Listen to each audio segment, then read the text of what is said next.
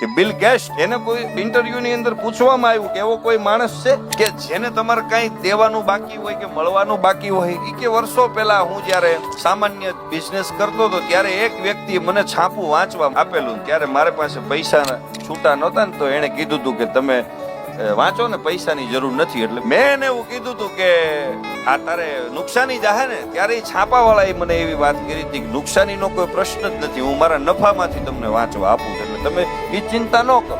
અને એ વ્યક્તિને શોધ્યો, તરત જ સામે આવ્યા એટલે કીધું કે તું મને ઓળખશો? એટલે ઓલા સહજ ભાવે કીધું હા ઓળખું છું, તમે બહુ ધનવાન વ્યક્તિ છો. એમ નહીં, તને બીજી કઈ ઓળખશે? કે હા, વર્ષો પહેલા એક ન્યૂઝપેપર તમને મફતમાં વાંચવા આપ્યું હતું.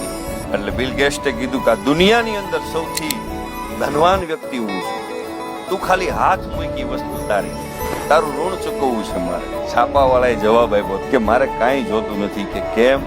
કે તમે મને આપવા માટે ત્યારે આવ્યા છો કે જ્યારે તમે દુનિયાના શ્રેષ્ઠ વ્યક્તિ બની ગયા છો.